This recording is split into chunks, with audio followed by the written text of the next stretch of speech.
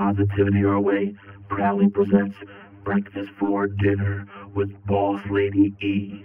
We grinding over here.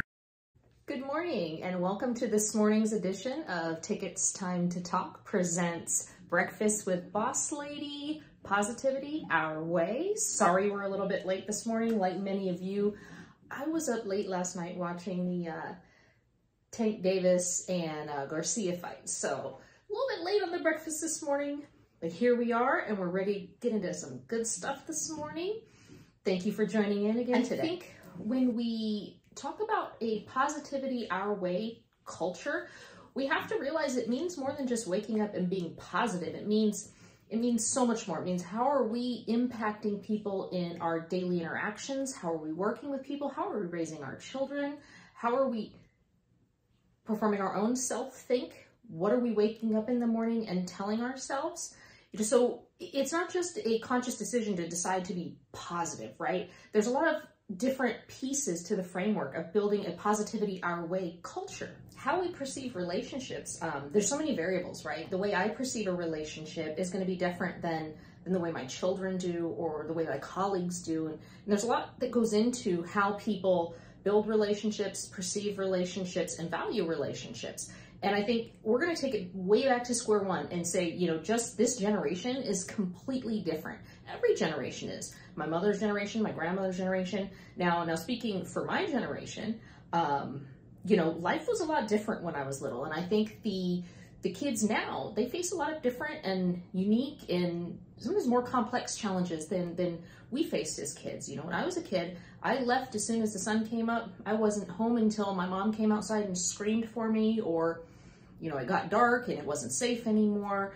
But I would be, you know, riding in boxes down hills. I'd be playing in the sewer, riding my bicycle to the mall. And we could do all these things without supervision, without cell phones, without GPS, without checking in. And that was the norm. You know, it built like a sense of independence.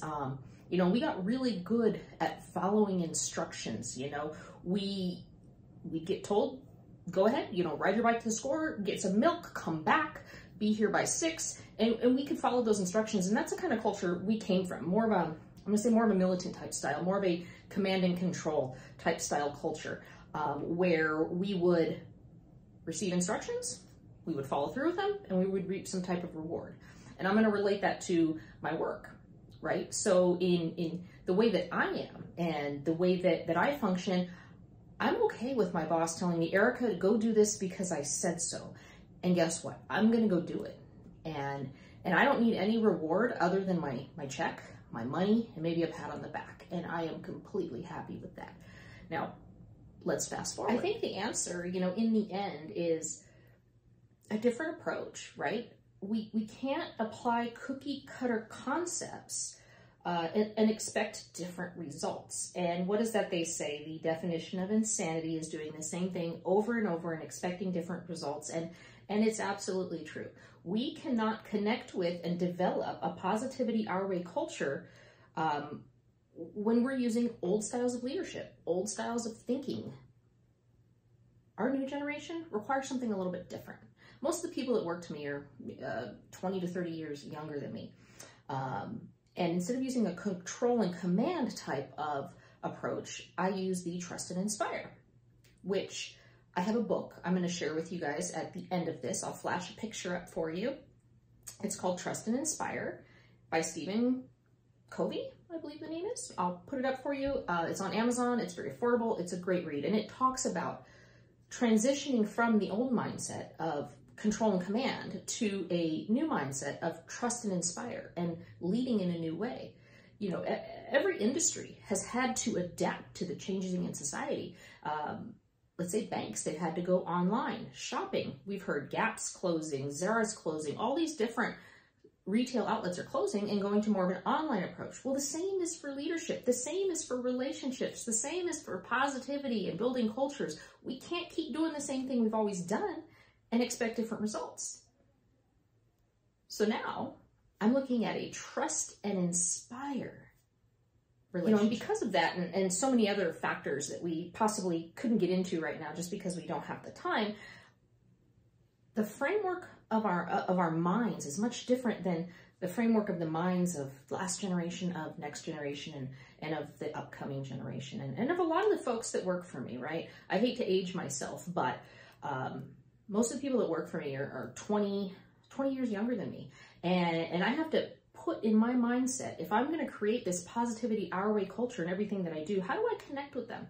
How do I meet them where they need to be met emotionally and intellectually and developmentally? Let's look at the generation today. Let's look at the world that they're living in and the unrealistic norms that have been set by social media, news, politics. I mean, you name it. Our children are facing much more challenges. They're being told that they need to be perfect physically, that they need to have followers on TikTok, that they need to have a certain number of friends and wear a certain type of clothing and wear a certain type of shoes and look a certain way and talk a certain way.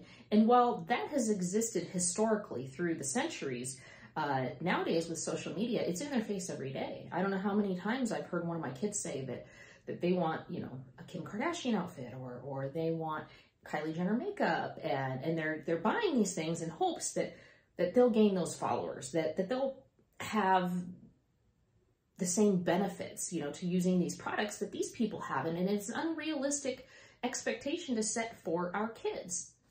What does trust and inspire mean though, right? You're probably saying, okay, this lady's crazy. What does this even mean? Trust and inspire means that you give people the tools that they need to do the work. You're available if they need you. You trust them to get it done versus micromanaging them. And then you inspire them. You reward and recognize them. You tell them you're doing a great job. You showcase their achievements. You make them want to do more. Trust and inspire is a new type of leadership. You lead without necessarily managing. You lead without telling people what to do. You lead by inspiration. You lead by making people want to do things because they understand the vision, because they want to do it, because they're inspired to do it, and because they trust that you as a leader are leading them down the right path. I challenge everybody who watches this video today to try it. Any type of daily interaction you have, if you're a leader at work, try it there. If you're a homemaker, try it at home with your kids or your husband or your wife. But things that you normally just give instruction on that maybe doesn't always get done. I'm going to use example my children, okay, and laundry. Yeah, that's a fun one, right? So I can tell my kids, go do the laundry because we do the laundry every Sunday, and I'm telling you, you have to do it or else. Sometimes it gets done, sometimes it doesn't. Sometimes they put a detergent pot in, sometimes they don't. Sometimes they leave the clothes in the wash to mildew, sometimes they don't. But the outcomes aren't consistent, right? So when I started learning a little bit about the trust and inspire culture, I decided to try it. And instead of telling them what to do, the first time I did it with them. We gathered the dirty clothes together. We brought them down the stairs together. I showed them the most efficient way to get the laundry down, not dragging it, not throwing it over their shoulders. We get to the laundry room. I show them the order in which I do it and how I never forget to put the pod in and which cycle works the best. I set a timer. We do it together, right? So we do this together. And the next time I do it with them, but I let them lead. And then the next time it becomes more of a habit and then they're doing it themselves. And I make sure that after that, I reward them. Where do they want to go? They want to go get some ice cream? You want boba? You want tea? You tell me. And, you know, I apply this concept to not only my kids, but to my colleagues and my employees. I'll never have my employees or my team members do anything that A, I wouldn't do, B, I haven't done, and C, I haven't shown them how to do. Right? So that's key. That's the key step in trusting and inspiring is your team knows that you're out doing the same work as them and you know how to do it and you would do it and they've seen you do it and you've led by example. You've trusted and you've inspired. Therefore, your results are consistent and your culture is positive. Positivity our way culture. I look forward to seeing you all back next week. I'm excited to announce that I will have a special guest next week. I'm not going to mention her name yet, but I do want to tell you that she is an amazing human being. She has overcome things that we could never imagine. She's not supposed to be alive today.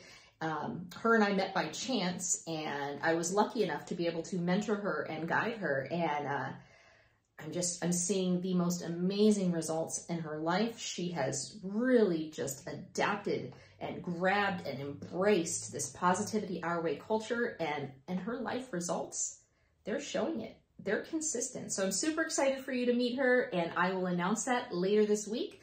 Thank you again for joining us today. Tickets Time to Talk, Breakfast with Boss Lady. See you back next Sunday. Thanks for tuning in. Until next time, think positivity our way. Hey, holla at us, man. We gone. Peace.